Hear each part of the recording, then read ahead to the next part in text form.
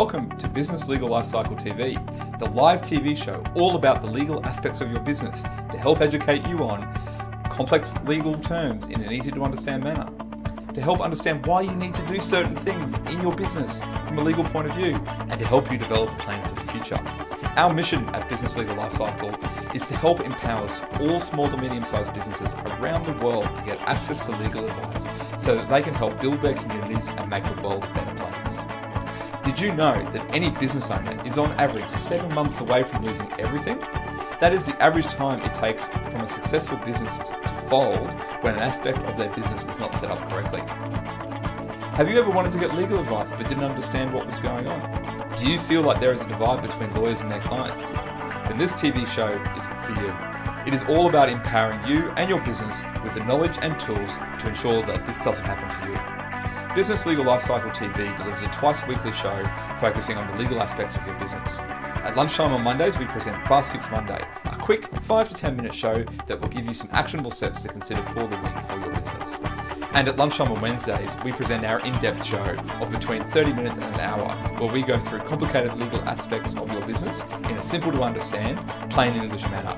And whether that is through educational pieces or interviews with experts in their fields. Afternoon everyone, and welcome to Business Legal Lifecycle TV. Today is Monday, so it's Fast Fix Monday. We're talking about structures this month, startup businesses. So today we're going to touch on the advantages and disadvantages of the three most common structures when it comes to business. I would like to introduce Jeremy as well, who's here. Say hello to everyone, Jeremy. Hello everyone, I hope you're having a great day. Excellent. So, as I said, we're doing the advantages and disadvantages of structures. Jeremy, do you want to kick off? We're talking about the first one is a sole trader. Yeah, thanks, Craig. So yeah, the first one is a sole trader.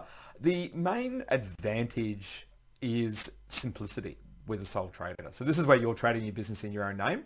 And it's a really easy structure to understand and to put in place. And it's really an easy structure for third parties who you're dealing with to understand what it actually is. So it's just you personally liable for that. So simplicity is the main advantage. Another advantage is that if you're running a small business with little or no risk, have no family and have no future plans for a family, then this structure can be really good for you from a lack of risk point of view.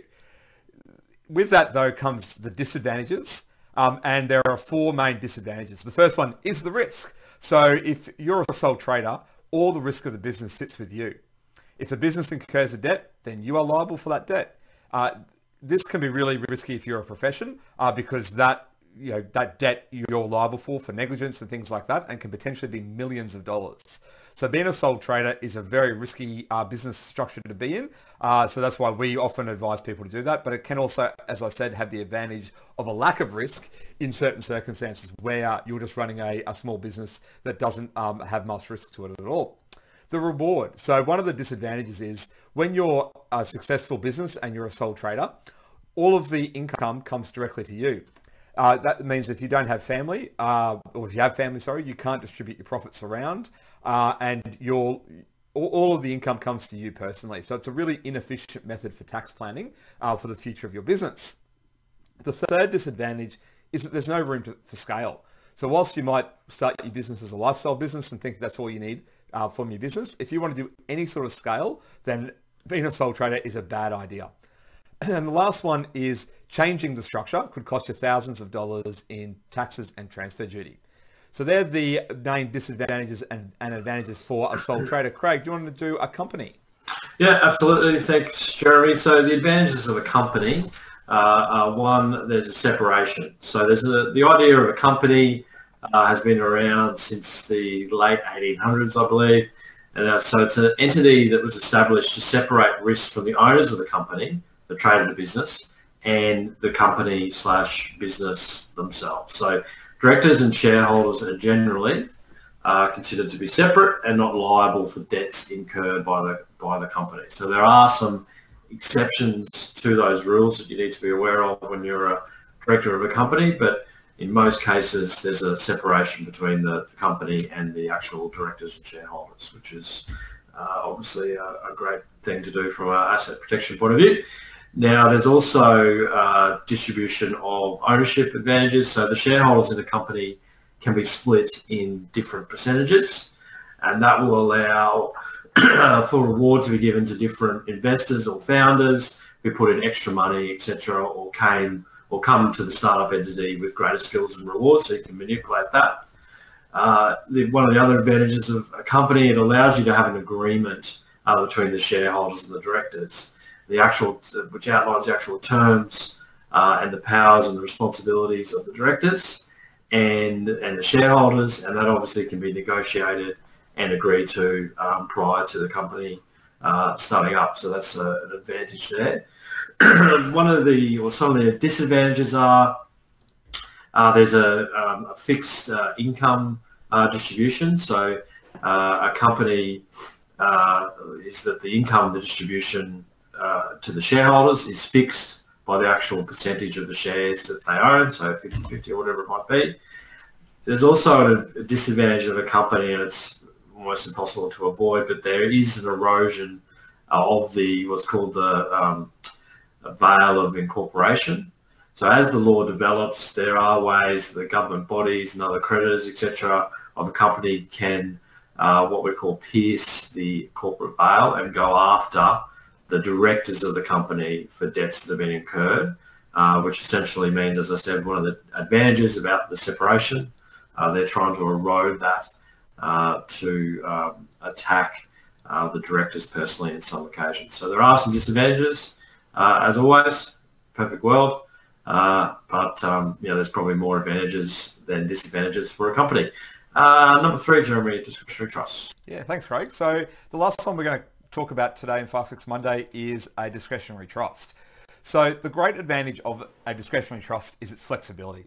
So the discretionary trust gives the people behind the trust a fair amount of flexibility as to who can get the money, the income, and the assets from the trust, basically whenever it makes money or makes a profit. So flexibility is one advantage.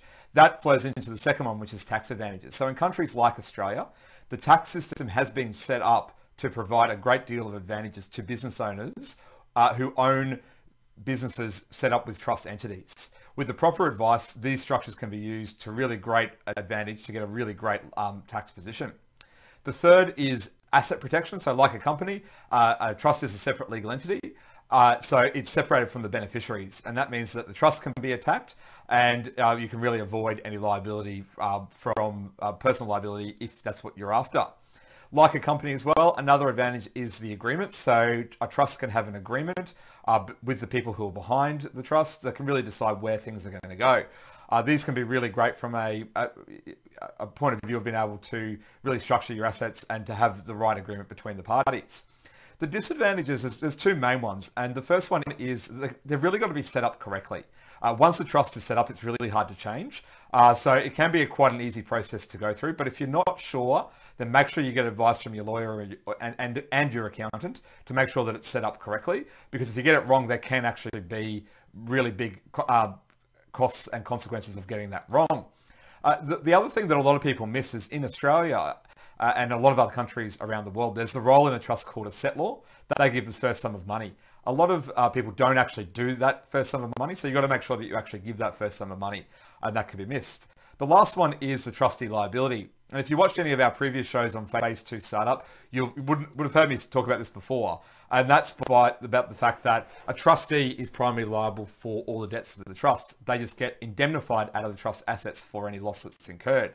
So if you're going to be trading a trading trust, make sure that you're not the individual trustee behind the trust and that you have some sort of corporate entity.